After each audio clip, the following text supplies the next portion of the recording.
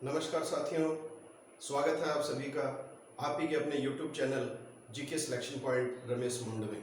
साथियों, भारतीय राज्य व्यवस्था में मैं आज आपके बीच एक नया अध्याय लेकर आया हूं जिसका शीर्षक है भारतीय संसद। और साथियों, भारतीय संसद का जो गठन है वो 3 अंगों से मिलकर हुआ है: राष्ट्रपति, लोकसभा और राज्यसभा। राष्ट्रपति जो संसद का जो अंग है, अप्रत्यक्ष अंग, उसकी हम व्यापक रूप से पहले चर्चा कर चुके हैं। राष्ट्रपति संपूर्ण अध्याय जो है आप मेरे जीके सिलेक्शन पॉइंट रमेश मुंड यूट्यूब चैनल पर सभी इसके भाग देख सकते हैं। तो राष्ट्रपति की हम पूरी तरह चर्चा कर चुके हैं और अब जो है हम चर्चा करेंगे आज लोकसभा के संदर्भ में। तो हमारा अध्याय जो रहेगा साथियों वो रहेगा भारतीय संसद।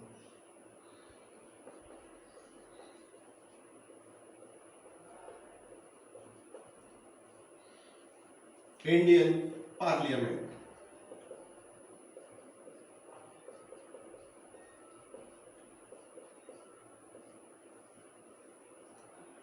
हर चीज जो बताई जाए साथियों, हर वाक्य आपको गौर से सुनना है। किसी भी वाक्य के संदर्भ में आपकी आगामी प्रतियोगी परीक्षा में प्रश्न बन सकता है। और जैसा कि मैं आपको पहले बता चुका हूं पूर्व के वीडियोज में कि वर्तमान में जिस प्रतियोगी परीक्षा में जीके पोर्शन आता है उसमें भारतीय संविधान और राज्य व्यवस्था अनिवार्य रूप से शामिल किया जाता है पाठ्यक्रम में। तो सभी प्रतियोगी परीक्षाओं के लिए अनिवार्य है। अगर आप फर्स्ट ग्रेड की तैयारी कर रहे हैं तो फर्स्ट पेपर में इसका वेटेज है, 5 क्वेश्चन आते हैं भारतीय संविधान राज्य व्यवस्था के। अगर आप सेकंड ग्रेड की तैयारी कर रहे हैं तो जो आप चाहे किसी भी विषय से कर रहे हो सेकंड ग्रेड की तैयारी, लेकिन अगर जो फर्स्ट पेपर अगर आप देंगे तो उसमें टोटल जीके आता है, मनोविज्ञान आता है। तो जीके में जो है भारतीय संविधान और राज्य व्यवस्था का पूरा पोर्शन इंक्लूड है। अगर आप रिट की तैयारी कर रहे हैं तो फिर तो बात ही क्या है, इसका पूरा का पूरा संपूर्ण उल्लेख कर रखा है पाठ्यक्रम में। राष्ट्रपति, लोकसभा, राज्यसभा, प्रधानमंत्री, उपराष्ट्रपति, मंत्रिपरिषद, सभी टॉपिक आपकी परीक्षा की दृष्टि से इम्पोर्टेंट है। और चाहे आप किसी भी अन्य एसएससी, रेलवे, सीपीओ, किसी भी प्रतियोगी परीक्षा की तैयारी कर रहे हैं, ये टॉपिक जो है वो मोस्ट इंपोर्टेंट है आपके लिए। तो शुरू करते हैं। देखिए साथियों, भारतीय जो संसद है इसका गठन किया गया है अनुच्छेद 79 के तहत। सबसे पहली बात आपको ये ध्यान में रखनी है कि भारतीय संसद का जो गठन है वो कौन से अनुच्छेद के तहत किया गया है, वो किया गया है अनुच्छेद 79 के तहत। अब देखिए, संसद को जो है हम 3 अंगों में बांटते हैं। सबसे पहला जो हमारा जो अंग है वो है राष्ट्रपति, दूसरा है लोकसभा और तीसरा है राज्यसभा। राष्ट्रपति जो होता है साथियों, ये संसद का अप्रत्यक्ष अंग होता है, इनडायरेक्ट पार्ट। तो संसद का अप्रत्यक्ष अंग इसलिए होता है क्योंकि ये दोनों ही में से किसी भी सदन का सदस्य नहीं होता है और राष्ट्रपति होने के नाते दोनों सदनों में बहुत से कार्य जो है ये राष्ट्रपति इन सदनों में उपस्थित होकर संपन्न करता है। तो ये आप राष्ट्रपति अध्याय में अच्छी तरह पढ़ लीजिए, सारे वीडियोस अच्छी तरह देख लीजिए। राष्ट्रपति टॉपिक से कोई प्रश्न उससे बाहर नहीं बनेगा। अब देखिए, इसके अलावा जो लोकसभा है इसका गठन किया जाता है साथियों अनुच्छेद 81 के तहत और राज्यसभा का गठन किया जाता है अनुच्छेद 80 के तहत। तो वर्तमान परीक्षाओं में अनुच्छेद से संबंधित जो बातें हैं वो बहुत अधिक पूछी जाने लगी हैं, तो आप ध्यान में रखना। लोकसभा का गठन अनुच्छेद 81 के तहत किया गया है, राज्यसभा का गठन अनुच्छेद 80 के तहत किया गया है और संघ की एक संसद होगी जिसमें राष्ट्रपति, लोकसभा तथा राज्यसभा तीनों शामिल होंगे। इसका उल्लेख कौन से अनुच्छेद में किया गया है, तो इसका उल्लेख किया गया है अनुच्छेद 79 में। तो भारतीय संसद का गठन 79 के तहत किया गया है। और राष्ट्रपति पद का जो उल्लेख किया गया है साथियों, तो पद का उल्लेख किया गया है अनुच्छेद 52 में। और अनुच्छेद 53 में जो है राष्ट्रपति को कार्यपालिका शक्तियों का प्रमुख बताया गया है। तो राष्ट्रपति देश की कार्यपालिका शक्तियां रखेगा तथा इन कार्यपालिका शक्तियों का प्रयोग वह स्वयं या मंत्रिपरिषद के सदस्यों की सहायता से करेगा। इसका उल्लेख अगर आपसे पूछे तो अनुच्छेद 53 आएगा और देश का एक राष्ट्रपति होगा जो संवैधानिक प्रमुख होगा, इसका उल्लेख किया गया है अनुच्छेद 52 में। तो साथियों अब देखिए अपन शुरुआत करते हैं लोकसभा के संदर्भ में। तो लोकसभा के संदर्भ में आज जो हमारा जो भाग 1 है उसके अंतर्गत देखिए साथियों हम कौन से टॉपिक्स पे चर्चा करेंगे। पहले आप टॉपिक्स लिख लीजिए अच्छी तरह। इसमें अपन बात करेंगे सबसे पहला गठन व संरचना, दूसरी बात करेंगे सदस्यों का निर्वाचन, तीसरी हम बात करेंगे सदस्यों की योग्यता और चौथी बात करेंगे सदस्यों का कार्यकाल। इन 4 अध्यायों की हम आज इस वीडियो में बात करेंगे और एक एक बात आपको ध्यान से सुननी है, क्योंकि साथियों ये नहीं कहा जा सकता कि ये प्रश्न इंपॉर्टेंट है, ये है। आप हर चीज को अच्छी तरह गौर करके चलेंगे तो प्रश्न जो है वो इनमें से किसी भी तरह से बन सकता है। देखिए सबसे पहले जैसे मैंने लिखा है गठन व संरचना, इसकी अपन बात करेंगे।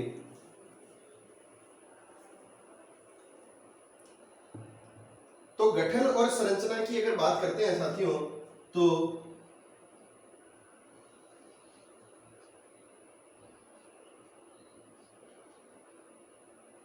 ये हो गई अपनी लोकसभा।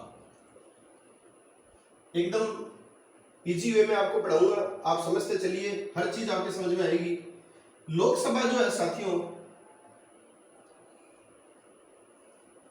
इसके उपनाम आप ध्यान में रखिए। सबसे पहले इसके उपनाम क्या है, क्योंकि पहला प्रश्न उपनाम के संदर्भ में पड़ता है। इसको कहा जाता है संसद का निम्न सदन। जैसे आ जाए संसद का निम्न सदन किसे कहा जाता है, तो लोकसभा को कहा जाता है। इसे कहा जाता है संसद का प्रथम सदन, इसको कहा जाता है संसद का अस्थायी सदन, क्योंकि यह प्रधानमंत्री की सिफारिश पर अनुच्छेद 85 के तहत राष्ट्रपति द्वारा भंग किया जा सकता है। इसको कहा जाता है जनता का प्रतिनिधि सदन। तो सारे उपनाम आपको ध्यान में होना चाहिए। अब उपनाम जरूर निम्न सदन है साथियों इसका, लेकिन अगर बात शक्तियों की चले तो राज्यसभा से कहीं अधिक शक्तियां ये सदन रखता है। तो निम्न सदन इसलिए है क्योंकि लोकसभा की सदस्यता ग्रहण करने के लिए न्यूनतम आयु निर्धारित की गई है 25 वर्ष, और जबकि राज्यसभा का सदस्य बनने के लिए न्यूनतम आयु जो निर्धारित की गई है भारतीय संविधान में वो है 30 वर्ष। तो इसकी आयु न्यूनतम है, इसलिए निम्न सदन हो गया। प्रथम सदन इसलिए कहा जाता है साथियों क्योंकि लोकसभा के जो सदस्य चुने जाते हैं, जो संसद में सदस्य चुने जाते हैं, वो संबंधित राज्य की जनता के द्वारा प्रत्यक्ष रूप से चुने जाते हैं। तो जनता जो है वो प्रत्यक्ष रूप से डायरेक्टली वोट करती है और जो सदस्य जीतते हैं वो लोकसभा में सांसद बनते हैं। तो इसलिए प्रथम सदन हो गया। अस्थायी सदन इसको इसलिए कहा जाता है क्योंकि लोकसभा को भंग किया जा सकता है। तो भंग किया जा सकता है इसलिए ये स्थायी नहीं है। स्थायी सदन राज्यसभा होता है और राज्यसभा कभी भी भंग नहीं हो सकता, चाहे कोई भी विपरीत परिस्थिति आ जाए, चाहे राष्ट्रीय आपातकाल क्यों लग जाए, राज्यसभा को आप कभी भंग नहीं करेंगे। तो लोकसभा भंग हो सकता है और अनुच्छेद 85 के तहत प्रधानमंत्री की सिफारिश पर भारत का राष्ट्रपति लोकसभा को भंग कर सकता है। अब देखिए जनता का प्रतिनिधि सदन इसलिए है क्योंकि प्रत्येक निर्वाचन क्षेत्र से जनता के द्वारा वोट दिए जाते हैं और जनता जो है अपने योग्य उम्मीदवार को वोट के माध्यम से जिताती है। तो ये जो सदस्य लोकसभा में जाते हैं ये अपने अपने क्षेत्र की जनता का प्रतिनिधित्व करते हैं, रिप्रेजेंटेशन करते हैं। तो ये सारे उपनाम आशा है आपको समझ में आ गए होंगे। अब देखिए आगे लोकसभा के गठन की और संरचना की बात कर रहे थे अपन, तो साथियों एक बात ध्यान में रखिए, लोकसभा में अधिकतम जो सदस्य हैं वो हो सकते हैं 552। आप अच्छी तरह पूरा वीडियो देखिए। यकीनन साथियों आपको जो टॉपिक्स मैं पढ़ा रहा हूं अपने इस YouTube चैनल पर, अन्य आपको कहीं देखने की आवश्यकता महसूस नहीं होगी। आप विचलित मत रहिए, एकदम मन बना लीजिए कि हाँ हमें इस चैनल से पूरी तरह से जुड़ना है, हर चीज आपको मिलेगी साथियों। अधिकतम सदस्य संख्या लोकसभा की पूछी जाए तो 552 है। अब देखिए इनका डिवाइडेशन करते हैं अपन, तो राज्यों से निर्वाचित, मतलब अलग अलग राज्यों से जो निर्वाचित होते हैं। अब वर्तमान में देखिए साथियों 17वीं लोकसभा कार्यरत है। आप सभी जानते हैं वर्ष 2019 से वर्ष 2024 तक जो है ये 17वीं लोकसभा कार्यरत है। ये भी एक प्रश्न है, एकदम सीधा प्रश्न है, आगे अपन बात करेंगे सभी चीजों की। तो राज्यों से निर्वाचित है, तो जैसे प्रश्न आ जाए वर्तमान में 17वीं लोकसभा में सांसद जो है वो कितने राज्यों का प्रतिनिधित्व कर रहे हैं, तो आप इस संदर्भ में ध्यान में रखिए बात 2019 की है, तब भारत में राज्यों की संख्या 29 थी। ये आपको अच्छी तरह ध्यान में रखना है। 31 अक्टूबर 2019 को हालांकि जम्मू कश्मीर राज्य को जो है वो राज्य का दर्जा हटा दिया गया है। अब जम्मू कश्मीर को विभाजित करके 2 केंद्र शासित प्रदेश बन गए हैं, जम्मू कश्मीर और लद्दाख। लेकिन केंद्र शासित प्रदेश बने हैं अक्टूबर में, ये चुनाव जो है वो पहले हो गए थे मई में। तो ये आपको चीज जो है वो विशेष रूप से ध्यान में रखनी है। कितने राज्यों के प्रतिनिधि चुने गए इस बार? 29 राज्यों के। अगले जो आम चुनाव होंगे उसमें साथियों जो है समीकरण वो 28 राज्यों का आएगा। तो राज्यों से निर्वाचित कितने सदस्य होते हैं ये आपको ध्यान में रखना, 530 सदस्य। 530 सदस्य राज्यों से निर्वाचित हो सकते हैं। अगली बात देखिए यहां पर आती है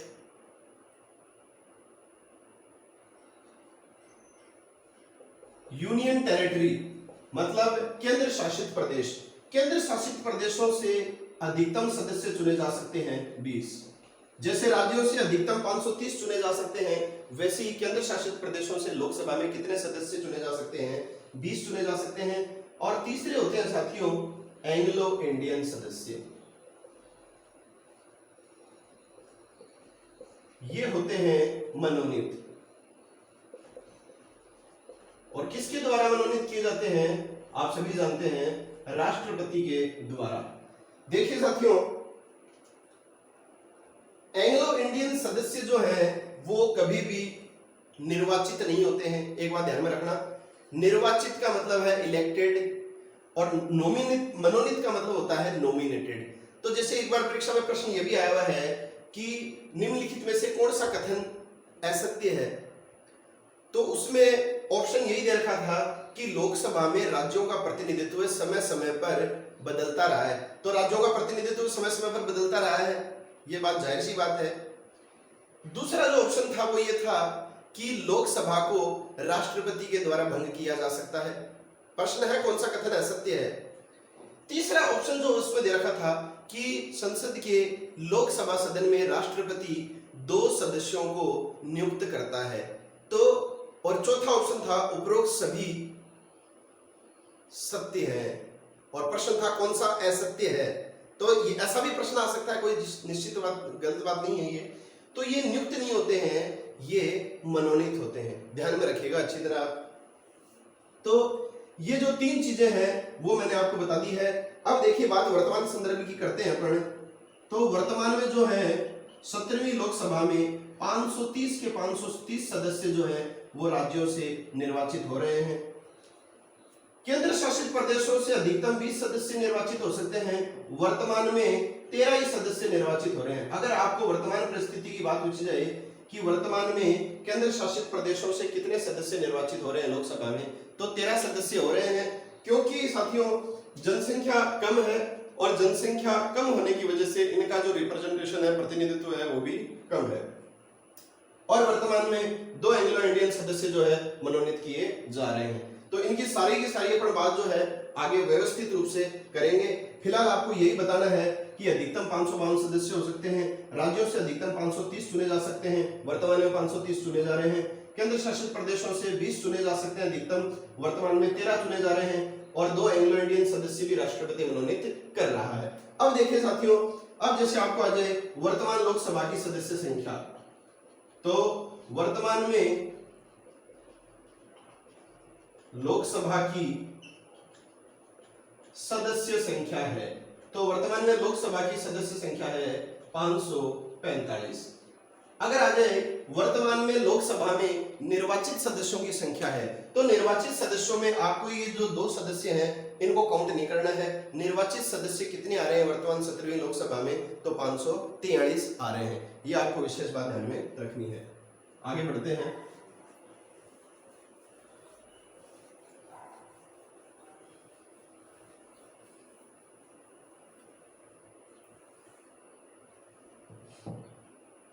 अब देखिए साथियों,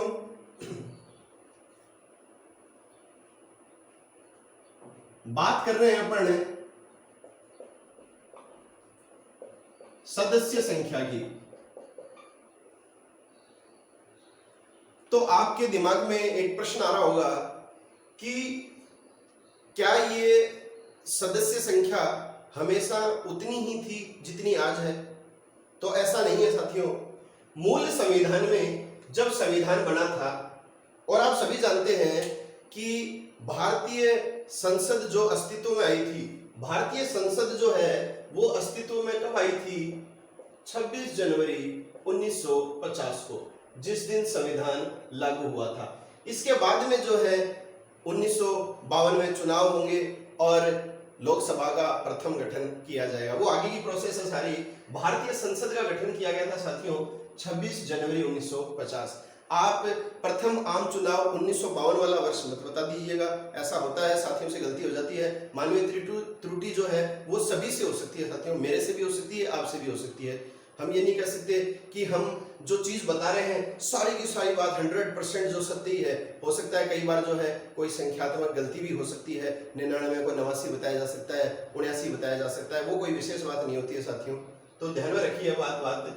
अब सदस्य संख्या की बात आई है, तो मूल संविधान का मतलब है साथियों जिस तिथि को संविधान लागू हुआ था उसकी बात आपसे पूछी जा रही है। प्रश्न में यदि मूल लग जाए तो इसका मतलब है आपको वर्तमान बात नहीं पूछ रहा है, आपको संविधान लागू होने के समय की बात पूछ रहा है। तो मूल संविधान में लोकसभा की सदस्य संख्या कितनी निर्धारित थी? 500 निर्धारित थी।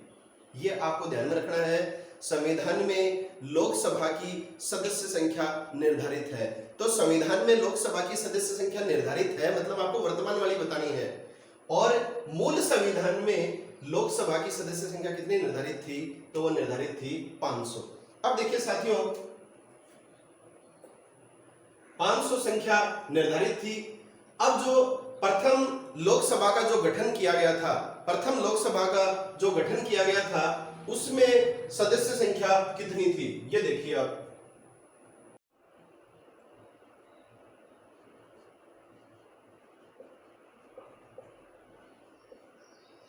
चार 489 सदस्य। देखिए साथियों मूल संविधान में लोकसभा की सदस्य संख्या 500 निर्धारित की गई थी और 489 जो सदस्य थे वो निर्वाचित होकर लोकसभा में आए थे। जैसे वर्तमान में 552 लोकसभा की सदस्य संख्या निर्धारित है और 552 में से 543 सदस्य वर्तमान में निर्वाचित होकर आ रहे हैं और 2 हैं एंग्लो इंडियन।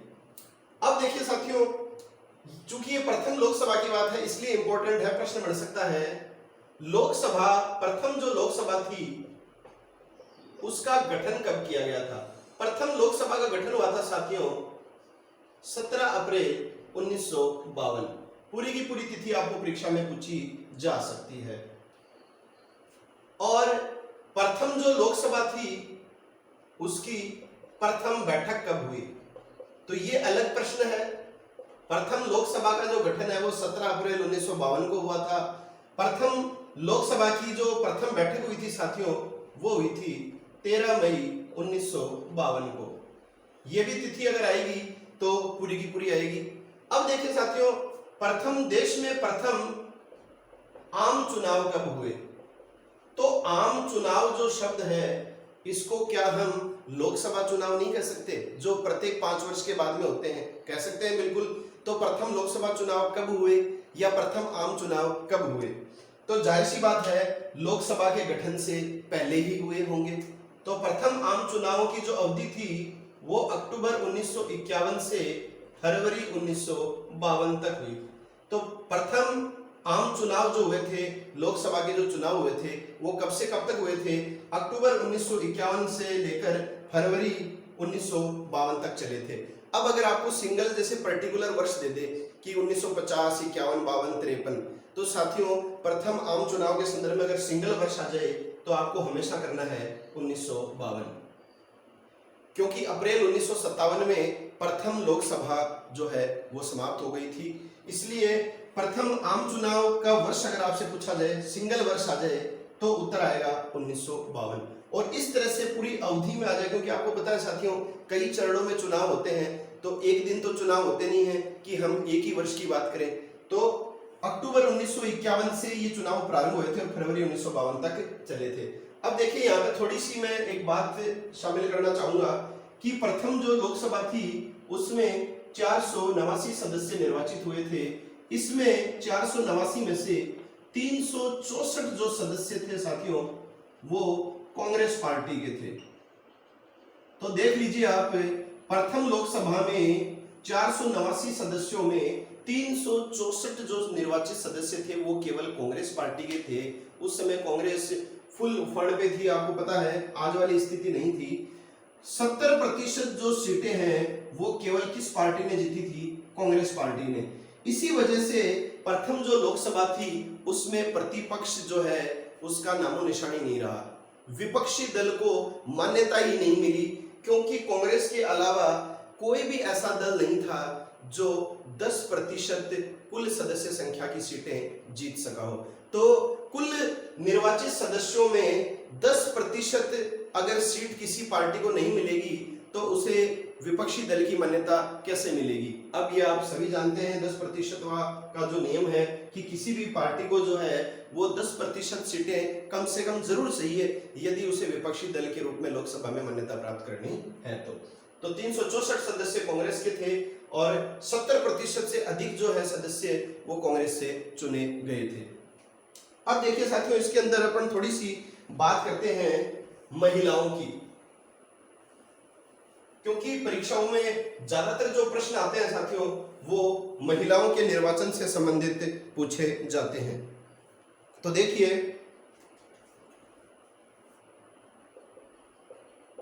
प्रथम लोकसभा में कुल 22 महिलाएं लोकसभा में पहुंची थी, मतलब 22 महिलाएं निर्वाचित हुई थी।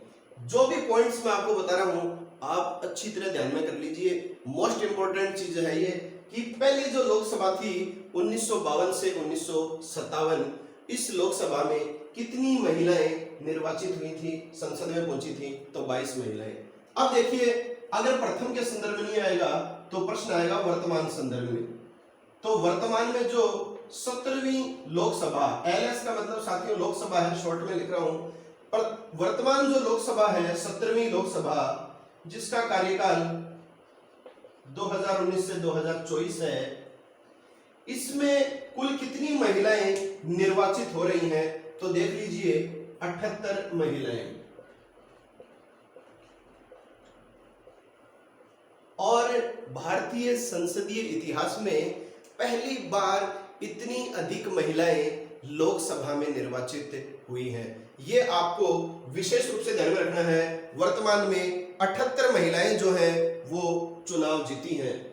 अब देखिए, इसके बाद में एक साथियों प्रश्न आता है प्रतिशत के संदर्भ में कि वर्तमान में लोकसभा में कितना प्रतिशत महिलाओं का रिप्रेजेंटेशन है, प्रतिनिधित्व है। तो ये कोई प्रतिशत नहीं है, ये संख्या है। प्रतिशत यदि आ जाए तो उत्तर आएगा 14.36%। आप आसानी से फाइंड आउट कर सकते हैं। 78 में आप भाग देंगे 543 का, तो आपको क्लियर पता चल जाएगा कि कितना प्रतिशत महिलाएं वर्तमान में लोकसभा में कार्यरत है। तो 14.37% जो है वो वर्तमान वेटेज है। और जो प्रथम लोकसभा का जो गठन किया गया था 17 अप्रैल 1952 को, उस प्रथम लोकसभा में 22 महिलाएं ही केवल संसद में पहुंची थी और इनका वेटेज कितना था साथियों? 4.4%। कई जगह जैसे पुस्तकों में 5% भी मिल जाता है तो वो कोई विशेष बात नहीं है, बाकी 4.4% जो महिलाएं हैं वो प्रथम लोकसभा चुनाव में लोकसभा में पहुंची थी। और एक बात और आप विशेष पर्टिकुलर ध्यान में रख सकते हैं कि 9वीं लोकसभा 1991 से 1996, 9वीं जो नंबर की लोकसभा थी उसमें सबसे कम महिलाएं संसद में पहुंची हैं। तो ये एक तथ्य भी आप ध्यान में रख लें। जैसे आप पूछ ले कि कौन से लोकसभा में सबसे कम महिलाओं का प्रतिनिधित्व रहा, तो 9वीं लोकसभा में रहा था 1991 से 1996। इसके अलावा सबसे ज्यादा जो है वो वर्तमान में 78 महिलाएं। अब देखिए साथियों, वर्तमान में कांग्रेस की ओर से तो एक ही महिला सांसद हैं जो लोकसभा में हैं। उन सब का आप नाम जानते हैं, वो सोनिया गांधी हैं और ये रायबरेली क्षेत्र से जो है वो लोकसभा की सांसद निर्वाचित हैं। इसके अलावा देखिए साथियों, वर्तमान में जो है वो बीजेपी पार्टी से जो है वो 40 महिलाएं लोकसभा में प्रवेश प्राप्त हैं।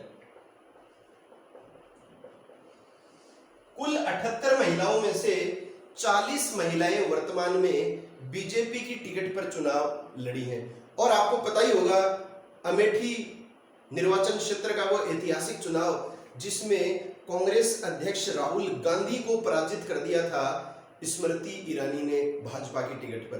तो वो चुनाव आप विशेष रूप से ध्यान में रखिए कि स्मृति ईरानी की जो विजय थी वो एक ऐतिहासिक विजय थी, अप्रत्याशित विजय थी। कांग्रेस के अध्यक्ष राहुल गांधी जो है वो स्मृति ईरानी के हाथों पराजित हुए हैं। इसके अलावा और भी बहुत सारी महिलाएं हैं, हेमा मालिनी है, किरण खेर है, इसके अलावा रीता बहुगुणा है, अनुप्रिया पटेल है, मेनका गांधी है। बहुत सारी महिलाएं हैं जो नामी प्रसिद्धि प्राप्त महिलाएं हैं जो वर्तमान में लोकसभा में कार्यरत हैं।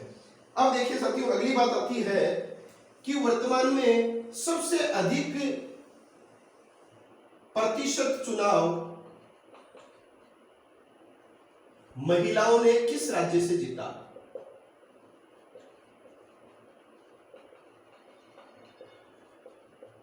तो सबसे अधिक प्रतिशत जो चुनाव है वो महिलाओं ने जीता है उड़ीसा राज्य से, जिसको ओडिशा कहा जाता है, 33%। इसका मतलब समझिए आप साथियों, इसका मतलब ये है कि उड़ीसा वो राज्य है जिसमें जितने भी सदस्य उम्मीदवार थे उनमें से 33% जो है वो महिलाएं जीती हैं। तो जैसे मान लीजिए 100 उम्मीदवार खड़े हुए हैं अलग अलग निर्वाचन क्षेत्रों से उत्तर प्रदेश के उड़ीसा के, तो 33 जो निर्वाचन क्षेत्र हैं वहां से कौन जीती हैं? महिलाएं जीती हैं। तो ये प्रश्न आ सकता है कि वर्तमान लोकसभा में वह कौन सा राज्य है जिसमें सर्वाधिक प्रतिशत जो है वो चुनाव में महिलाओं के जीतने का रहा है? तो वो है उड़ीसा। इसके अलावा देखिए साथियों, एक बात और मैं आपके सामने विशेष रूप से बांटना चाहूंगा कि 2 ऐसे राज्य हैं, एक तो उत्तर प्रदेश और इसके अलावा है पश्चिम बंगाल। इन दोनों राज्यों से 11-11 महिलाएं वर्तमान में संसद में प्रतिनिधित्व कर रही हैं। जैसे आपको प्रश्न पूछ ले कि वर्तमान में सर्वाधिक महिलाएं किस राज्य से चुनी जा रही हैं, देखिए साथियों, इसमें आपको उड़ीसा नहीं करना है, ये एक संख्यात्मक बात है, वो प्रतिशत की बात थी। प्रतिशत सर्वाधिक उड़ीसा का है। संख्यात्मक में या तो आपको ऑप्शन में उत्तर प्रदेश दे देगा या पश्चिम बंगाल दे देगा या दोनों एक साथ दे सकता है, इसमें कोई दो राय नहीं है। उत्तर प्रदेश और पश्चिम बंगाल दोनों से 11-11 सदस्य वर्तमान में महिलाएं चुनी जा रही हैं। अब देखिए साथियों, अगर वेटेज की बात की जाए तो भारतीय संसद में महिलाओं का कोई जो अगर अगले अलग देशों से हम कंपैरिजन करें, तुलनात्मक अध्ययन करें, तो भारतीय संसद में कोई खास स्थिति नहीं है महिलाओं की। विश्व का सबसे शक्तिशाली विकसित देश जो अमेरिका है उसमें 24% जो है लगभग महिलाओं का प्रतिनिधित्व है। एशियाई देश अगर बांग्लादेश की बात करें उसमें भी 21% जो सीटें हैं वो महिलाओं के द्वारा अर्जित की गई हैं। वर्तमान में 21% सीटों पर बांग्लादेश में महिलाएं कार्यरत हैं, उससे भी कम है हमारा रेशियो। तो हमारा जो रेशियो है वो तो 14.36% ही है। अब देखिए इसके बाद में आगे बढ़ते हैं अपन।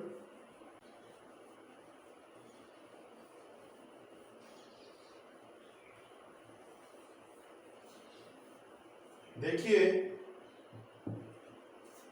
थोड़ी सी अपन बात करते हैं महिला लोकसभा अध्यक्ष की।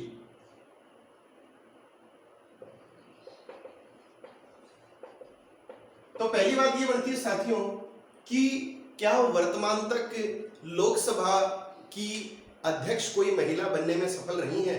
हालांकि देखिए साथियों, लोकसभा अध्यक्ष, उपाध्यक्ष, लोकसभा महासचिव, प्रोटेम स्पीकर, इसकी चर्चा हम अगले वीडियो में करेंगे।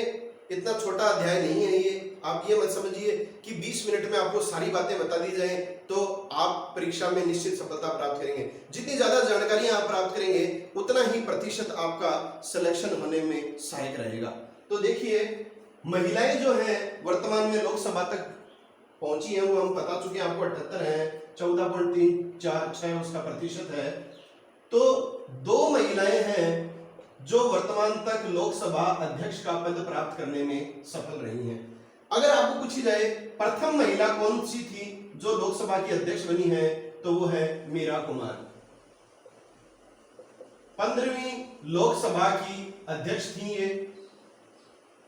दूसरी महिला भी लगातार बनी है सुमित्रा महाजन। ये 16वीं लोकसभा की अध्यक्ष थी अगर आपको याद है तो। और वर्तमान में जो लोकसभा के अध्यक्ष हैं वो हैं ओम बिड़ला। राजस्थान के कोटा मंत्री निर्वाचन क्षेत्र से हैं ओम बिड़ला, वर्तमान में लोकसभा अध्यक्ष। तो कुल कितनी महिलाएं आज तक लोकसभा अध्यक्ष का पद प्राप्त करने में सफल रही हैं, तो वो रही हैं 2 महिलाएं। 15वीं लोकसभा जो है वो 2009 से 2014 तक थी, उसमें मीरा कुमार बनी थी। और 16वीं जो लोकसभा थी जो 2014 से 2019 तक रही है, उसकी अध्यक्ष थी सुमित्रा महाजन। और 2019 से 2024 तक जो वर्तमान 17वीं लोकसभा कार्यरत है, उसके अध्यक्ष कौन है? ओम बिड़ला। ये बात आपको विशेष ध्यान में रखनी है।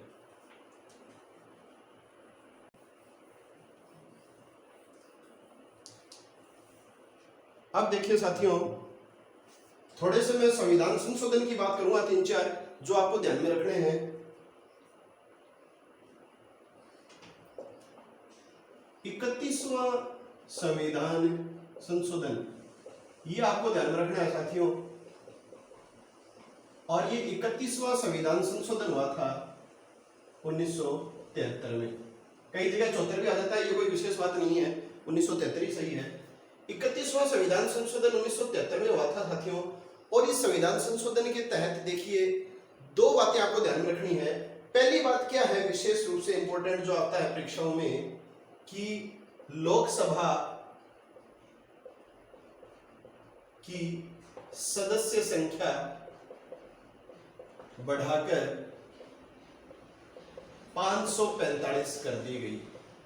मतलब जो सदस्य संख्या वर्तमान में निर्धारित है 545 सदस्य, वो सदस्य जो संख्या है वो निर्धारित की गई थी 31वें संविधान संशोधन के द्वारा।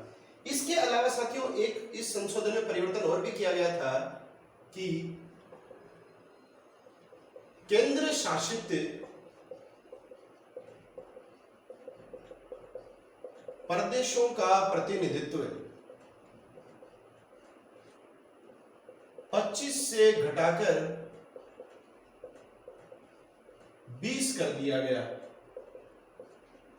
अब आपको पता है वर्तमान में लोकसभा में अधिकतम 20 सदस्य निर्वाचित हो सकते हैं केंद्र शासित प्रदेशों से, और वर्तमान में हो कितने रहे हैं? 13 ही हो रहे हैं। तो आप समझ लीजिए कि संविधान संशोधन के द्वारा वर्तमान लोकसभा की सदस्य संख्या निर्धारित की गई, तो 31वां संविधान संशोधन आ जाएगा। कि संविधान संशोधन के द्वारा केंद्र शासित प्रदेशों का लोकसभा में प्रतिनिधित्व घटाया गया, 25 से घटाकर 20 कर दिया गया। तो ये भी किस में आएगा? 31वां संविधान संशोधन। ये आपको विशेष रूप से ध्यान में रखना है। एक देखिए इसी में अपन बात कर लेते हैं। इसके बाद में देखो साथियों, 42वां संविधान संशोधन हुआ था 1976 में। इस 42वें संविधान संशोधन को लघु संविधान भी कहा जाता है, मिनी कॉन्स्टिट्यूशन। इसके तहत ये प्रावधान किया गया कि वर्ष 2000 तक लोकसभा की इस सदस्य संख्या में कोई परिवर्तन नहीं किया जाएगा।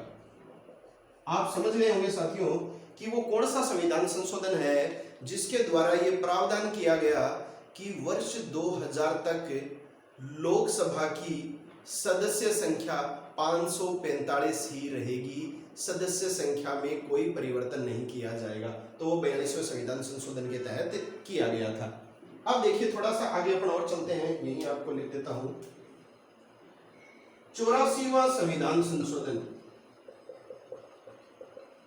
84वां संविधान संशोधन हुआ था साथियों 2001 में, क्योंकि ये अवधि पूरी हो गई 2000 की, क्योंकि 2000 तक तो हमने फिक्स कर ही दिया था 42वें संविधान संशोधन के तहत।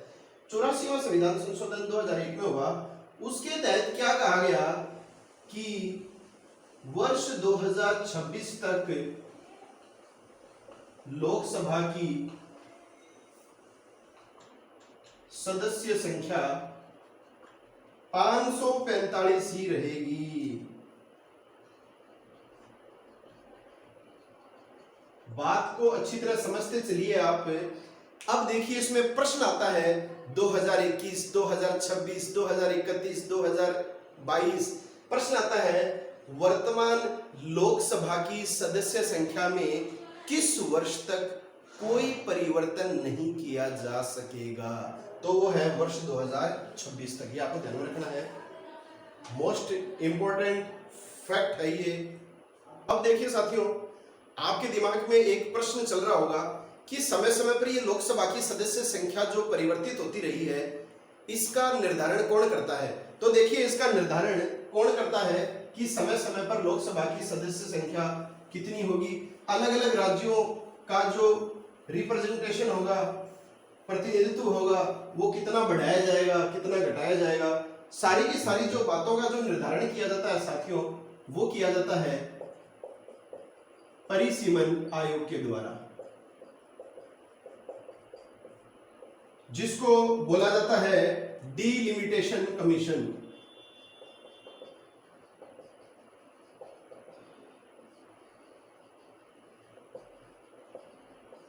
यह आप ध्यान में रखिए। प्रश्न आता है कि संसद की सदस्य संख्या में समय समय पर परिवर्तन किसके द्वारा किया जाता है। तो ये समय समय पर जो परिवर्तन किया जाता है ये परिसीमन आयोग के द्वारा किया जाता है। और परिसीमन आयोग जो है वो भारत सरकार को अपना सुझाव प्रस्तुत करती है और उस सुझाव के आधार पर जो है वो सदस्य संख्या बढ़ाई जा सकती है। देखिए परिसीमन आयोग जो है वर्तमान में 4 बार गठित हो चुका है, ये आपको ध्यान में रखना है। 1952 में हुआ था सबसे पहले परिसीमन आयोग गठन, कई बार परीक्षाओं में आता है। भारत में सर्वप्रथम परिसीमन आयोग का गठन कब किया गया, तो 1952 में किया गया था। दूसरा किया गया था 1963 में। तो दूसरा जो परिसीमन आयोग जो गठित किया गया था वो 1963 में किया गया था। इसके 10 साल बाद 1973 में जो है वो तीसरा परिसीमन आयोग गठित किया गया था। और लास्ट जो परिसीमन आयोग जो गठित किया गया है वो किया गया था 2002 में। ये 4 बार परिसीमन आयोग आज तक गठित किया गया है। देखिए साथियों, परिसीमन आयोग का जो गठन किया जाता है वो जनगणना के जस्ट बाद में किया जाता है, ये आपको ध्यान में रखना है। तो सबसे पहले जो है आपको पता है 1951 में जनगणना हुई थी। स्वतंत्र भारत की प्रथम जनगणना 1951 में हुई थी। उस जनगणना के बाद में 1952 में जो है वो परिसीमन आयोग का गठन किया गया। और इसी परिसीमन आयोग के तहत जो है वो लोकसभा की सदस्य संख्या को पुनर्गठित किया गया था। 1963 में परिसीमन आयोग के सुझाव को स्वीकार नहीं किया गया। इसके बाद में देखिए साथियों 1973 में परिसीमन आयोग का गठन किया गया था और इससे पहले जनगणना हुई थी 1971 में। आप सभी जानते हैं कि जनसंख्या जनगणना का जो कार्य है वो नियमित अंतराल से हो रहा है और प्रत्येक 10 वर्ष के बाद में जो है जनसंख्या जनगणना का कार्य किया जा रहा है। लेटेस्ट जो जनगणना हुई है वो 2011 में हुई थी, अगली 2021 में होगी, उसके बाद में 2031 में होगी। तो इसी तरह से 1971 में जनगणना हुई थी और उस जनगणना के बाद में 1973 में जो है वो परिसीमन आयोग का गठन किया गया था और इस परिसीमन आयोग ने जो है ये सुझाव दिया था कि वर्तमान लोकसभा की सदस्य संख्या जो है वो बढ़ाकर 545 की जानी चाहिए।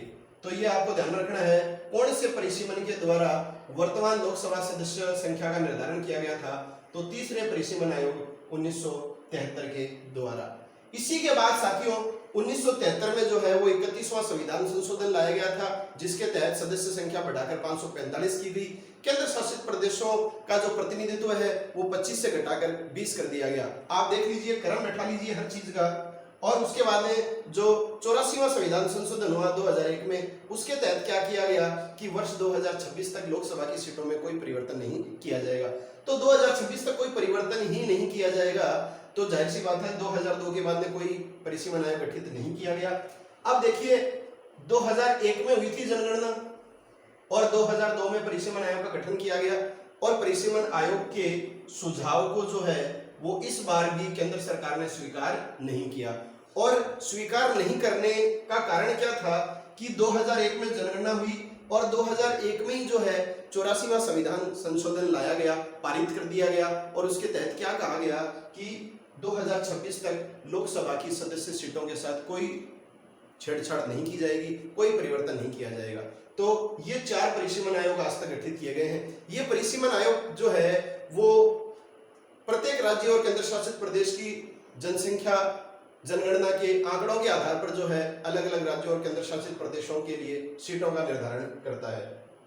तो जनगणना में जिस अनुपात में जिस राज्य में जनसंख्या बढ़ती है उसी अनुपात में ये परिसीमन आयोग उस राज्य के लिए सीटों का निर्धारण भी कर देता है। अगर जिस अनुपात में जनसंख्या घटी है तो उस अनुपात में सीटें कम हो जाएगी, जिस अनुपात में जनसंख्या बढ़ी है तो सीटों की संख्या भी बढ़ जाएगी। अब देखिए साथियों, आपके दिमाग में एक बात और चल रही होगी कि इस परिसीमन आयोग का अध्यक्ष कौन होता है। तो परिसीमन आयोग का जो अध्यक्ष होता है वो होता है भारत का मुख्य निर्वाचन आयुक्त। और वर्तमान में भारत का मुख्य निर्वाचन आयुक्त जो है वो आप सभी जानते हैं सुनील अरोड़ा। तो ये होता है परिसीमन आयोग।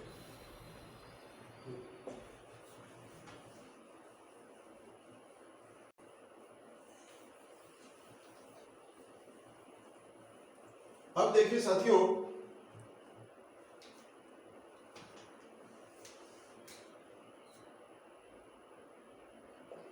अपन बात करते हैं SC/ST आरक्षण। लोकसभा में SC/ST के लिए आरक्षण कितना निर्धारित है। तो देखिए साथियों, पहली बात आपको ध्यान रखनी है कि OBC के लिए किसी प्रकार का लोकसभा में आरक्षण नहीं है। केवल SC अनुसूचित जाति और अनुसूचित जनजाति ST के लिए आरक्षण है। वर्तमान में 131 जो सीट है वो SC/ST के लिए आरक्षित है, रिजर्व्ड है। ये आपको पहली बात ध्यान में रखनी है। वर्तमान लोकसभा में कुल कितनी सीटें SC/ST के लिए आरक्षित हैं, तो वो है 131 सीटें। इसके अलावा देखिए साथियों, अलग अलग आपको पर्टिकुलर पूछ लिया जाए तो SC के लिए है 84 सीटें आरक्षित और ST के लिए है 47 सीट आरक्षित। अलग अलग संख्या भी आपको ध्यान में रखनी है। कुल 131 सीटें हैं, SC के लिए 84 और ST के लिए 47 सीटें। अब देखिए साथियों, मूल संविधान जब लागू हुआ था उस समय जो है वो एक प्रावधान किया गया था कि अगले 10 वर्ष तक के लिए ही SC/ST और एंग्लो इंडियन सदस्यों को आरक्षण लोकसभा में दिया जाएगा। लेकिन समय समय पर जो है भारत सरकार ने इस आरक्षण की समय अवधि 10-10 वर्ष के लिए बढ़ाई है। और नवीनतम जो संविधान संशोधन है इसके संदर्भ में वो है 109वां संविधान संशोधन, ये 2009 में हुआ था। इसके तहत क्या प्रावधान किया गया कि अगले 10 वर्षों के लिए SC/ST और एंग्लो इंडियन सदस्यों का आरक्षण व्यवस्था बना रहेगा, मतलब वर्ष 2020 तक के लिए। अब इसमें आपको ये ध्यान में रखना है कि 109वें संविधान संशोधन 2009 के तहत यह प्रावधान किया गया था कि वर्ष 2020 तक जो है वो SC ST और एंग्लो इंडियन सदस्यों को आरक्षण व्यवस्था का लाभ मिलता रहेगा। और ये कौन से संविधान अनुच्छेद में परिवर्तन किया जा रहा है लगातार, तो अनुच्छेद 334 में। अनुच्छेद 334 में साफ साफ ये कहा गया था, संविधान लागू हुआ था उस समय, कि अनुच्छेद 334 के तहत जो है ये प्रावधान किया गया कि SC ST और एंग्लो इंडियन सदस्यों को वर्ष 1960 मतलब अगले 10 वर्ष तक के लिए ही लोकसभा में आरक्षण दिया जाएगा। लेकिन समय समय पर भारत सरकार ने इस अनुच्छेद 334 में संशोधन किया है और इसका परिणाम ये है कि 109वां संविधान संशोधन जो 2009 में हुआ, इसके लिए इनकी आरक्षण की सीमा किस वर्ष तक बढ़ा दी गई है, 2020 तक। तो 2020 वर्तमान में चल रहा है, आपको पता है 2026 तक सदस्यों की सीटों में कोई परिवर्तन हो नहीं सकता, तो जाहिर सी बात है अगली जनगणना जो होगी वो 2031 में होगी। 2031 के बाद में परिसीमन आयोग का गठन किया जाएगा, उसके सुझाव माने जाएंगे नहीं माने जाएंगे वो आगे भविष्य की बातें हैं साथियों, हम इतनी आगे की चर्चा अभी नहीं कर सकते। तो ये आपको ध्यान में रखना है SC ST का आरक्षण। और एक बात और साथियों, किस अनुच्छेद के तहत SC ST को आरक्षण दिया गया है, तो वो है अनुच्छेद 330 के तहत। 330 के तहत SC ST को लोकसभा में आरक्षण दिया जाता है। अब बात आएगी एंग्लो इंडियन की, तो एंग्लो इंडियन आपको पता है राष्ट्रपति 2 मनोनीत करता है लोकसभा में, और कौन से अनुच्छेद के तहत ये एंग्लो इंडियन सदस्य राष्ट्रपति मनोनीत करता है, तो ये भी मोस्ट इंपोर्टेंट है, अनुच्छेद 331 के तहत। अनुच्छेद 331 के तहत राष्ट्रपति लोकसभा में 2 एंग्लो इंडियन सदस्य मनोनीत कर सकता है, और ये भी 2020 तक जो है मनोनीत करता रहेगा राष्ट्रपति। एक बात और देखिए साथियों, वर्तमान में जो लोकसभा की सदस्य संख्या है 545 जो निर्धारित की गई है, ये कौन सी जनगणना के आधार पर है, तो ये आपको कई बार परीक्षा में पूछा जाता है, 1971 की जनगणना। 1971 की जनगणना के आधार पर वर्तमान लोकसभा जो संख्या है वो निर्धारित की गई थी। तो ये आपको ध्यान में रखना है, वर्तमान लोकसभा में राज्यों का प्रतिनिधित्व किस जनगणना के आधार पर किया जा रहा है, तो 1971 की जनगणना के आधार पर किया जा रहा है।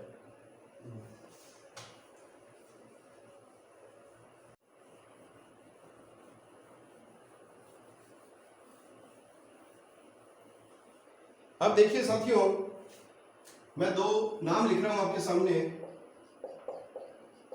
जॉर्ज बाकर और रिचर्ड हे। ये है वर्तमान में 17वीं लोकसभा में राष्ट्रपति के द्वारा मनोनीत किए गए 2 एंग्लो इंडियन सदस्य। ये आपको विशेष रूप से ध्यान में रखना है। जॉर्ज बेकर जो है ये पश्चिम बंगाल राज्य से मनोनीत हुए हैं, और रिचर्ड हे का संबंध है भारत के केरल राज्य से। तो साथियों, अनुच्छेद 331 के तहत राष्ट्रपति लोकसभा में 2 एंग्लो इंडियन सदस्य मनोनीत कर सकता है, लेकिन अनुच्छेद 331 में एक बात स्पष्ट रूप से यह भी कही गई है भारतीय संविधान में कि यदि 543 सदस्य जो निर्वाचित हो रहे हैं अलग अलग राज्यों से, अगर उन 543 निर्वाचित सदस्यों से जो केंद्र और शासित प्रदेश और राज्यों का दोनों का प्रतिनिधित्व कर रहे हैं, देखिए साथियों एकदम आसानी से आपको बताता हूं।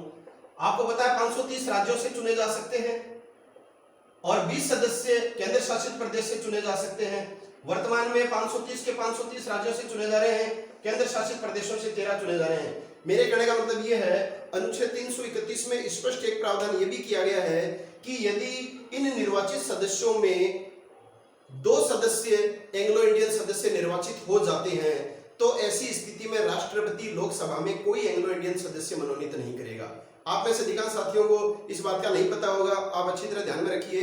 अनुच्छेद 331 के तहत राष्ट्रपति लोकसभा में 2 एंग्लो इंडियन सदस्य मनोनीत कर सकता है, लेकिन यदि एंग्लो इंडियन सदस्य निर्वाचित हो जाते हैं या तो किसी राज्य से या केंद्र शासित प्रदेश से, तो राष्ट्रपति कभी भी सदस्य मनोनीत नहीं करेगा लोकसभा में। जैसे मान लीजिए एक सदस्य निर्वाचित हो गया है एंग्लो इंडियन, तो राष्ट्रपति ऐसी स्थिति में एक ही सदस्य मनोनीत करेगा, लेकिन 2। आप अच्छी तरह समझ गए होंगे इस तथ्य को, जाहिर सी बात है। अब देखिए साथियों, केंद्र शासित जो एंग्लो इंडियन जनसंख्या है ये इतनी अधिक भी नहीं है, हालांकि लाखों की संख्या में भारत में एंग्लो इंडियन जनसंख्या निवास करती है, लेकिन इतनी जनसंख्या भी नहीं है एंग्लो इंडियन समुदाय की कि ये जो है एक समुदाय जो है वो किसी वोट के आधार पर किसी व्यक्ति का निर्वाचन कर ले। इतनी जनसंख्या नहीं है कि ये किसी वोट के द्वारा किसी अपने प्रतिनिधि का निर्वाचन कर सके, इसीलिए इनको रिजर्वेशन दिया गया है लोकसभा में। यह आपको विशेष बात ध्यान में रखनी है। अब देखिए अगली चर्चा अपन करते हैं, वो है सदस्यों का निर्वाचन। सदस्यों के निर्वाचन में देखिए साथियों, आपको एक बात विशेष ध्यान में रखनी है कि लोकसभा के सदस्यों का जो निर्वाचन होता है वो होता है गुप्त रूप से वयस्क मताधिकार द्वारा। इसमें कोई लंबी थ्योरी नहीं है, इसकी गठन संरचना में ज्यादा टाइम लगा अपन को, इसमें नहीं लगेगा।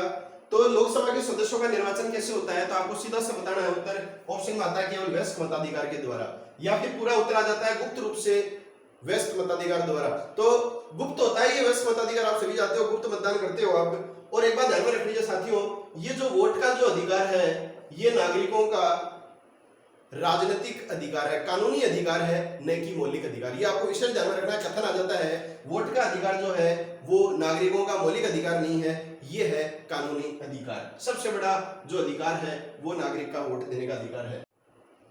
अब देखिए साथियों, आगे की अपन बात करते हैं। तो वयस्क मताधिकार की एक बात आप समझ में आ गई आपको। जब संविधान लागू हुआ था, मूल संविधान में जो वयस्क मताधिकार की जो आयु जो निर्धारित थी वो थी साथियों 21 वर्ष। मूल संविधान में वयस्क मताधिकार की आयु कितनी निर्धारित थी, 21 वर्ष को जो है वो वोट देने का अधिकार दिया गया था। अब क्या हुआ आगे, वर्ष 1989 में राजीव गांधी सरकार के द्वारा 61वां संविधान संशोधन पारित किया गया, और इस 61वें संविधान संशोधन के तहत क्या किया गया, इस वयस्क मताधिकार की आयु को 21 वर्ष से घटाकर कितना कर दिया गया है, 18 वर्ष। तो वर्तमान में 18 वर्ष की आयु वाला व्यक्ति जो है वो वोट देने का अधिकार रखता है। तो किस संविधान संशोधन के तहत वयस्क मताधिकार की आयु को घटाकर 21 वर्ष से 18 वर्ष कर दिया गया है, तो 61वें संविधान संशोधन के द्वारा। तो ये है अपनी विशेष बात। अब देखिए साथियों, इसमें एक बात और मैं आपके सामने लेके आना चाह रहा हूं, तो वो है एक पद्धति है अग्रता की विजेता। अग्रता ही विजेता मतलब होता है लोकसभा के सदस्यों के निर्वाचन में कौन सी पद्धति को प्रयोग में लिया जाता है, तो आपको यह ध्यान में रखना है अग्रता ही विजेता। इसका नाम अंग्रेजी नाम है first past the post. First past the post. अगर आपसे पूछ ली जाए तो आपको यह बतानी है किसके तहत, प्रणाली के तहत लोकसभा के सदस्यों का निर्वाचन होता है, तो अग्रता ही विजेता या फर्स्ट पास्ट द पोस्ट। अंग्रेजी में आ जाएगा तो ये आ जाएगा। इसका देखो तात्पर्य क्या है साथियों, हम राष्ट्रपति के चुनाव में क्या देखते हैं कि वो उम्मीदवार जिसको 50% कोटे से एक वोट प्राप्त अधिक हो जाता है वो व्यक्ति विजेता माना जाता है। तो राष्ट्रपति चुनाव में तो एक कोटा निर्धारित किया जाता है, वही विजेता माना जाएगा। यहाँ कोई कोटा निर्धारित नहीं है संसदीय चुनाव में, चाहे लोकसभा हो चाहे राज्यसभा हो। यहाँ मान लीजिए 3 व्यक्ति खड़े हुए हैं और 3 व्यक्तियों में इसको मिले हैं 30% वोट, इसको मिले हैं 40% वोट और इसको भी मिले हैं 30% वोट। तो सबसे ज्यादा जो वोट मिलेंगे साथियों वो ही सांसद के रूप में लोकसभा का सदस्य बन जाएगा। तो ये है अपनी लोकसभा की सदस्य के निर्वाचन के संदर्भ में प्रावधान।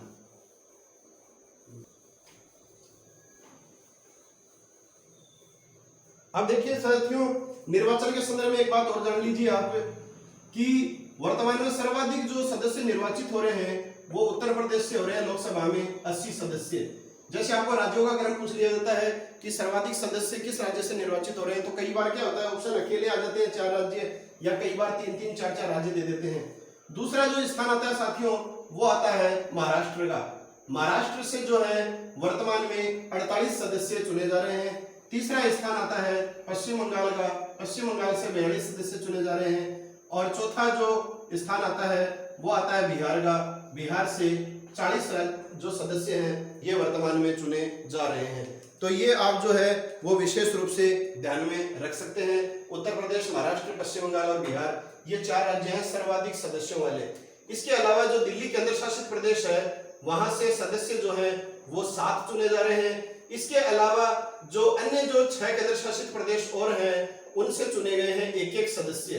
तो ये तो हो गए 6 केंद्र शासित प्रदेशों के 6 और 7 हो गए 13। अगले जो होंगे लोकसभा चुनाव वो 9 केंद्र शासित प्रदेशों के लिए आयोजित किए जाएंगे। अब देखिए इसके बाद में अगला जो बिंदु आएगा अपना निर्वाचन के बाद लोकसभा सदस्यों का कार्यकाल। तो कार्यकाल के बारे में देखिए साथियों 3-4 बातें बनती है कि लोकसभा के सदस्यों का जो कार्यकाल होता है सामान्य रूप से वो होता है 5 वर्ष। आप सभी जानते हैं 5 वर्ष होता है। और यदि प्रधानमंत्री और उसकी मंत्री परिषद के सदस्य यदि ये निर्धारित कर लें कि वो लोकसभा में बहुमत में नहीं है तो राष्ट्रपति को प्रधानमंत्री सिफारिश कर सकता है लोकसभा को भंग किए जाने की।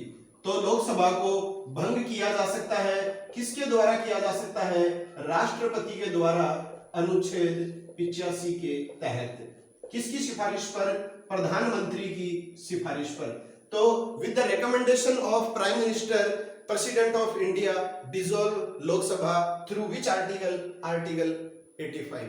तो 85वें संविधान अनुच्छेद के जो तहत है 85वें अनुच्छेद के तहत राष्ट्रपति लोकसभा को समय से पूर्व भी भंग कर सकता है प्रधानमंत्री की सिफारिश पर। और वैसे सामान्य आप कार्यकाल बताएंगे 5 वर्ष। अब देखिए साथियों इसके संदर्भ में 2 संविधान संशोधन जो आपको ध्यान में रखने हैं, एक तो 42वां संविधान संशोधन और एक 44वां संविधान संशोधन। 42वां 1976 में हुआ, 44वां 1978 में हुआ। तो क्या हुआ इन दोनों संविधान संशोधनों के तहत? 42वें संविधान संशोधन के तहत लोकसभा का कार्यकाल 5 वर्ष से बढ़ाकर कितना कर दिया गया? 6 वर्ष कर दिया गया। ये आपको ध्यान में रखना है साथियों, मोस्ट इंपोर्टेंट है। मैंने जितने भी बातें आपको बताई है सारे के सारे तथ्य इंपोर्टेंट है, इसमें आप छांटा छुट्टी मत करिए, सारी की सारी बातें आपको ध्यान में रखनी है। और 44वें संविधान संशोधन के तहत क्या किया गया? वापस ये अवधि 6 वर्ष से घटाकर 5 वर्ष कर दी गई। तो किस संविधान संशोधन के तहत लोकसभा का कार्यकाल बढ़ाया गया? तो बढ़ाया गया था 42वें के तहत। किसके तहत घटाया गया? तो 44वें के तहत। या वर्तमान जो लोकसभा का कार्यकाल है वो कौन से संविधान संशोधन के तहत है? तो वो है 44वें संविधान संशोधन के तहत। ये बात आपको विशेष रूप से ध्यान में रखनी है। अब देखिए एक बात इसके अंदर और भी आती है साथियों, समय थोड़ा कम है, चीजें बहुत ध्यान में आ रही हैं। राष्ट्रीय आपातकाल, मान लीजिए देश में राष्ट्रीय आपातकाल 352 लागू है और ये ध्यान में रखिए आप कि ये 2019 से 2024 तक चल रहा है अपना 17वां लोकसभा। मान लीजिए 2023 में राष्ट्रीय आपातकाल लग जाए, भगवान न करे 352 अनुच्छेद जो है वो 2023 में लग जाए, तो ऐसी स्थिति में क्या होता है साथियों? लोकसभा का कार्यकाल जो है संसद जो है वो 1 वर्ष के लिए बढ़ा सकती है। यह आपको ध्यान रखना है। इसमें ऑप्शन आ जाएंगे 1 वर्ष, 6 माह, 3 माह, 8 माह। तो देश में राष्ट्रीय आपातकाल लागू होने की स्थिति में संसद लोकसभा का कार्यकाल बढ़ा सकती है। कितना बढ़ा सकती है? एक बार में 1 वर्ष बढ़ा सकती है। अगर अगले वर्ष पुनः बढ़ाना है तो दोबारा संसद को इस संदर्भ में कार्रवाई करनी होगी। तो देखिए 1971 से 1977 तक जो है देश में राष्ट्रीय आपातकाल लगा हुआ था इंदिरा गांधी के काल में, और जो लोकसभा की जो अवधि थी वो 1971 से 1976 थी। तो उस आपातकाल के दौरान जो है इंदिरा गांधी ने जो है वो संसद से जो है संशोधन करवाया, उसकी अवधि 76 से 77 की। तो इस संदर्भ में जो है 2 बार जो है उस स्थिति में 1-1 वर्ष के लिए लोकसभा का कार्यकाल बढ़ाया गया था। तो राष्ट्रीय आपातकाल के दौरान संसद लोकसभा का कार्यकाल एक बार में 1 वर्ष के लिए बढ़ा सकती है, और दोबारा बढ़ाना होगा तो फिर दोबारा 1 साल के लिए बढ़ाएगी। मान लीजिए एक बार 1 साल के लिए बढ़ा दिया है और अगले जो है 1 साल के दौरान ही जो है वो क्या हो जाता है, वो राष्ट्रीय आपातकाल हटा दिया जाता है। तो उस स्थिति में क्या होगा? जिस तिथि को राष्ट्रीय आपातकाल हटाया गया है उस तिथि के अगले 6 माह के दौरान जो है वो नई लोकसभा के चुनाव होने जरूरी हैं। तो इसमें प्रश्न क्या आएगा कि मान लीजिए राष्ट्रीय आपातकाल के दौरान संसद का जो कार्यकाल है वो 1 वर्ष के लिए बढ़ा दिया गया है, और उसी 1 वर्ष के बढ़े हुए कार्यकाल के दौरान जो है वो राष्ट्रीय आपातकाल हटा दिया जाता है। तो जिस तिथि को राष्ट्रीय आपातकाल घटाया जाएगा उस तिथि के 6 माह के दौरान जो है अगली लोकसभा के चुनाव कराए जाने निश्चित हैं। वो जो है कार्यकाल 1 वर्ष तक बढ़ा हुआ नहीं माना जाएगा। ये है कार्यकाल के संदर्भ में। लास्ट बात करेंगे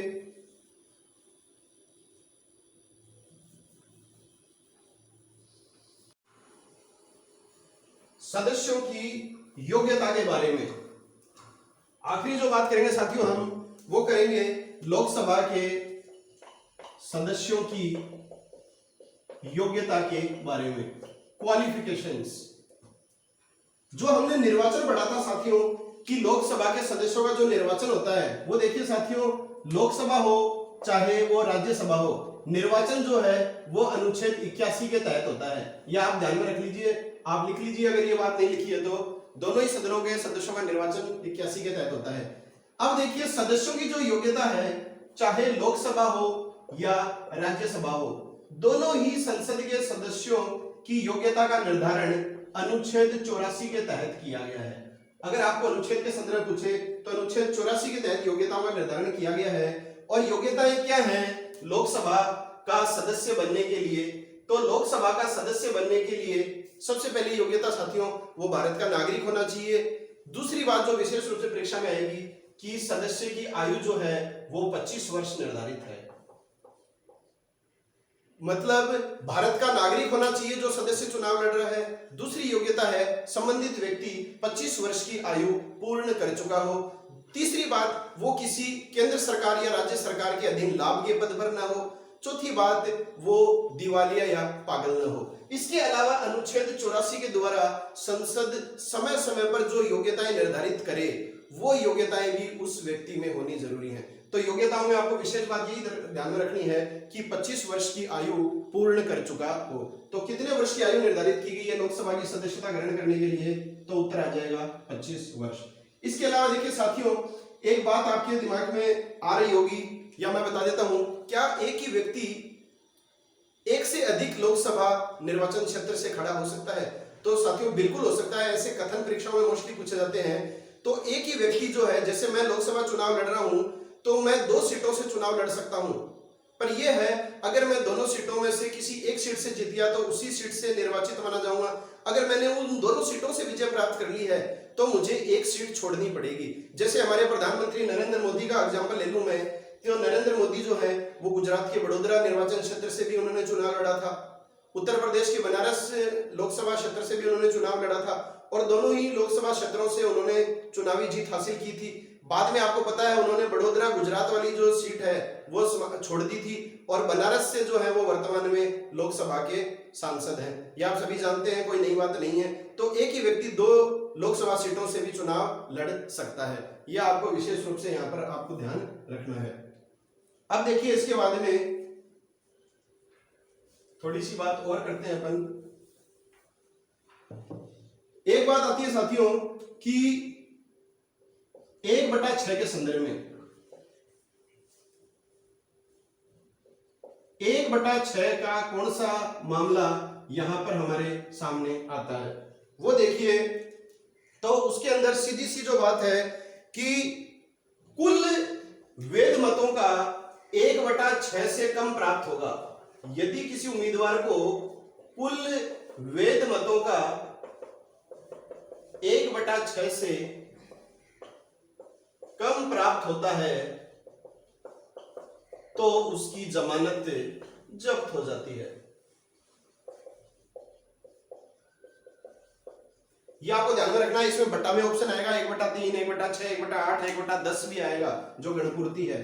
तो किसी भी उम्मीदवार ने चुनाव लड़ा है और उसको जमानत राशि जो है वो चुनाव लड़ने से पहले जमानत राशि जो है वो जमा करानी पड़ती है।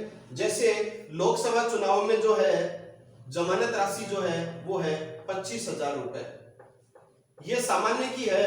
इसके अलावा SC ST के लिए इसकी आधी है जमानत राशि 12,500 रुपए। तो ये है वर्तमान में जमानत राशि सामान्य की और SC ST के लिए है 12,500। ओबीसी को कोई आरक्षण है नहीं तो ओबीसी वाले की भी 25,000 रुपए लगती जमानत राशि। ये जमानत राशि आपको वापस कब नहीं मिलेगी? जब आपने कुल डाले गए लीगल वोटों का 1/6 प्राप्त नहीं किया है। यदि कुल डाले गए वोटों का 1/6 से कम अगर आप प्राप्त कर रहे हैं तो आपको ये जमानत राशि वापस से नहीं मिलेगी। इसके अलावा देखिए साथियों लगातार 2 माह तक ये आपको ध्यान में रखना है। शब्द आएगा लगातार। लगातार 2 महीने तक बिना कारण बताए यदि कोई सदस्य लोकसभा में उपस्थित नहीं होता है तो उसकी सदस्यता स्वतः ही समाप्त हो जाती है। ये भी प्रश्न इंपॉर्टेंट है। तो इसमें ये अवधि आता है, तो कितनी अवधि आ जाएगा इसमें?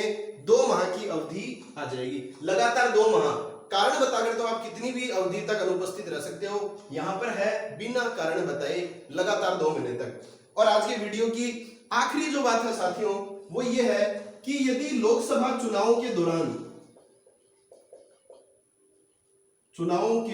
दौरान यदि कोई विवाद उत्पन्न हो जाए तो उस विवाद का समाधान कौन करेगा? हमारा सीधा सा ध्यान जाता है सर्वोच्च न्यायालय या उच्चतम न्यायालय या सुप्रीम कोर्ट की ओर। नहीं, ये राष्ट्रपति का चुनाव थोड़ी है कि राष्ट्रपति के चुनाव के विवादों का निर्णय जो है वो सर्वोच्च न्यायालय करता है। लोकसभा या आम चुनाव में विवाद का जो समाधान करता है वो करता है संबंधित राज्य या केंद्र शासित प्रदेश का उच्च न्यायालय। जैसे मान लो राजस्थान में लोकसभा चुनाव के दौरान कोई विवाद हो गया, तो उस विवाद का जो समाधान है वो राजस्थान हाई कोर्ट, राजस्थान उच्च न्यायालय ही करेगा। या एक से अधिक राज्यों का एक उच्च न्यायालय है तो उन जो राज्य जिस उच्च न्यायालय के अंतर्गत आता है वही उच्च न्यायालय जो है उस चुनाव के संदर्भ में क्या करेगा? विवाद का समाधान करेगा। तो साथियों, ये है आज का अपना वीडियो जिसमें हमने बात की थी संसद के निम्न सदन लोकसभा के बारे में, लोकसभा के गठन और संरचना के बारे में हमने व्यापक अध्ययन किया है। इसके अलावा लोकसभा के सदस्यों के निर्वाचन व्यवस्था के बारे में हमने अध्ययन किया, लोकसभा के सदस्यों की योग्यता के बारे में हमने अध्ययन किया, लोकसभा के सदस्यों के कार्यकाल के संदर्भ में हमने अध्ययन किया है। तो साथियों, अगर आपने ये पूरा वीडियो देख लिया है तो निश्चित रूप से आपका प्रश्न किसी हाल में गलत नहीं होगा। अगर ये वीडियो आपको पसंद आया है तो अधिक से अधिक चैनल को लाइक करें, अपने साथियों में शेयर करें, और यदि अभी तक आपने चैनल को सब्सक्राइब नहीं किया है तो इसे सब्सक्राइब कर लें, बेल आइकन को जरूर दबा दें ताकि मेरे द्वारा समय समय पर प्रदर्शित किए जाने वाले वीडियोस के नोटिफिकेशन सबसे पहले आप तक पहुंच सकें। तो मिलते हैं साथियों नए वीडियो के साथ, तब तक के लिए जय हिंद, जय भारत, वंदे मातरम।